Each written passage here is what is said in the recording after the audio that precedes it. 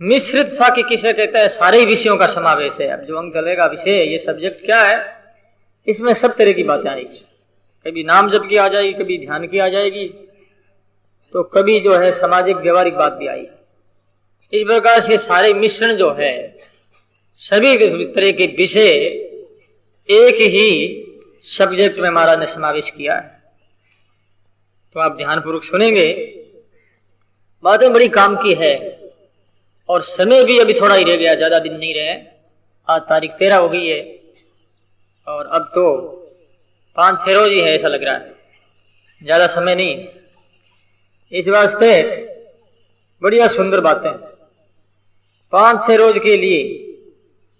और कोई लाभ लेने वाले हैं अपने हितैषी, सबको और कहना चाहिए, जिससे कि वो थोड़े दिनों में भी ज्यादा लाभ प्राप्त कर सके। क्योंकि कोई भी अच्छी वस्तु होती है, उसका प्रचार प्रसार किया जाना चाहिए, जिससे कि लोगों को पता लगे और उनको आध्यात्मिक लाभ हो। मानव जीवन में आध्यात्मिक लाभ ही आपके लिए सब कुछ लाभ है।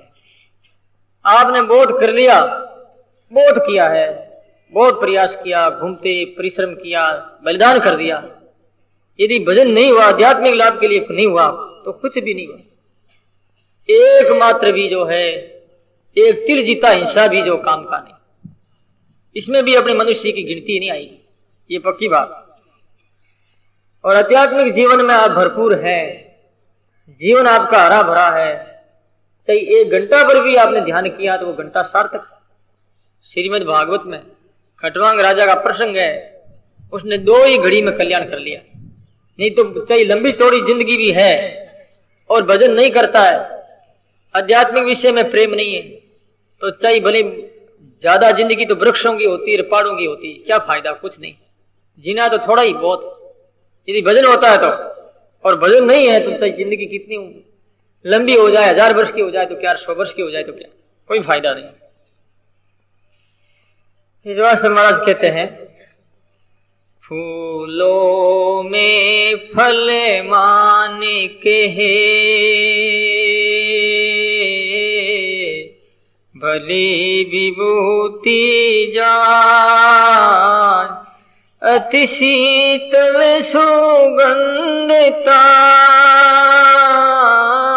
अति शीतल सुगंधता, नवदा भक्ति उपाय, नवदा भक्ति उपाय। बोलो राम। महाराज कहते हैं फूलों में ही फल मानकर, फूलों को ही फल मान लिया, ऐसे लोग बहुत होते हैं। क्योंकि फल की पहचान ही नहीं, केवल फूल को फल मान करके राजी हो गए तो महाराज जी कहते हैं ये तो फूल है, कुमलाने वाले हैं, इससे क्या अर्थ की सिद्धि होगी? इससे पेट नहीं भरेगा। फल मिलेंगे तो रस मिलेगा, और रस पेट में जाएगा तो पेट भरेगा, तो खून बनेगा, रक्त बनेगा, शरीर की पुष्टि होगी। इस वास्ते महाराज कहते हैं कि ये संसार क्या फूलों के समान है, इसको फल मान लिया। फूल कितने दिन टिकता है? फूल टिकता है तोड़ने के बाद में 2-4 घंटा। ज्यादा उनको जो है एयर कंडीशन में रखते हैं, फ्रिज में रख लेंगे तो 24 घंटे रख लो, और क्या 2 दिन रख लो, और फिर क्या होगा? वो तो कुमला जाएगा, उसकी जो है सुगंधी वो भी बिखर जाएगी, और अस्तित्व कुछ नहीं बनेगा। क्या बनेगा? क्या पीछे रहेगा? एक छिलका रह जाएगा, घास रह जाएगा, एक छुंतर का रह जाएगा, और कुछ नहीं रहेगा। ऐसा ये संसार है। ये फूल के समान बताया, बड़ा सुंदर लगता है, अच्छा लगता है, प्यारा लगता है, और सुगंधी भी आती है संसार में। सुगंधी क्या? तो ये मेरा लड़का, ये मेरी लड़की, ये मेरा गुड्डा, ये गुड्डी, ये पोती, ये पोता, ये क्या? ये फूल है। इस फूल को देख करके राजी मत हो। ये फूल कुमला जाएंगे और इनमें सुगंधी ज्यादा दिन की नहीं है, ये सब जाने वाले हैं। महाराज कहते हैं भली विभूति जाए, भली वास्तव में जो विभूति है परमात्मा की वो तो जा रही, अपने हाथ से निकल रही, उनकी पहचान नहीं हो रही है, और फूलों को मान लिया है ये सब कुछ है। अति शीतल सुगंधदार नवदा भक्ति उपाय, सुगंधी को देख करके राजी हो गए। ऐसे ही आचार्य श्री कहते हैं कि जो कोई लोग जो कर्म योगी, कर्म योग में लगे हुए कर्म कांडी लोग हैं, कर्म कांड की अपेक्षा भक्ति को श्रेष्ठ माना गया है।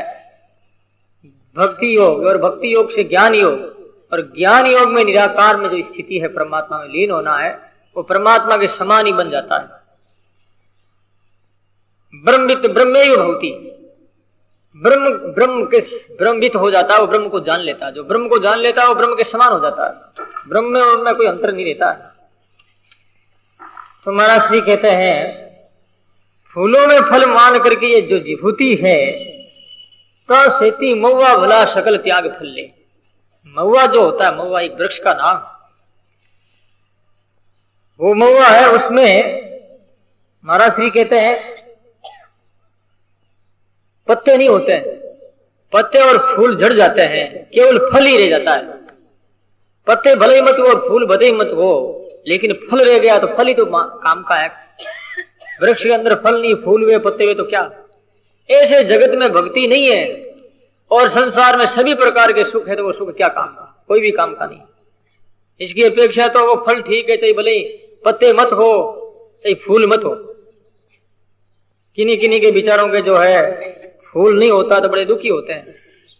एक कोई भाई फूल नहीं हुआ, उनके फूल ना, बस संतान नहीं हुई, संतान नहीं हो तो बड़ी दुखी रहती कि महाराज एक हो जावे तो एक हो जावे तो गोदड़ा को रुखाड़ो हो जावे बाबा, बड़ी दुखी होती है भाई। दूसरों के गोद में बच्चों को खेलती हुई देख करके उनका कलेजा जलने लग जाता है कि अभी मेरे होता तो मेरी भी गोद में खेलता। ऐसा अक्सर देखा जाता है, ऐसा होता है। तो नहीं हुआ, उसके बाद में उसने जो अपने जेठ के बेटे को गोद लिया, फिर वो पराया दुख मोल ले रही है। फूल नहीं तो दूसरों से फूल लेती, फूल क्या दुख रू फूल ले लिया, गोद ले लिया। अब उसको पढ़ाया लिखाया, वो बड़ा हो गया तो उसको भोली भाली थी, उसको पटा करके सारी जमीन जायदाद सारी संपत्ति अपने नाम कर ली, अपने नाम कर करा करके ठोकर मार कर बाहर निकाल ली, जा भाग यहाँ से। अब वो रो रही चिल्ला रही है, दर दर भटक रही, दर की ठोकरें खा रही है, घरों में जाके चिल्लाती है कि मेरे ये छोकरा जो कहना नहीं मानता है, मेरा सारी संपत्ति हड़प ली, मुझे धक्का देके बाहर निकाल दिया।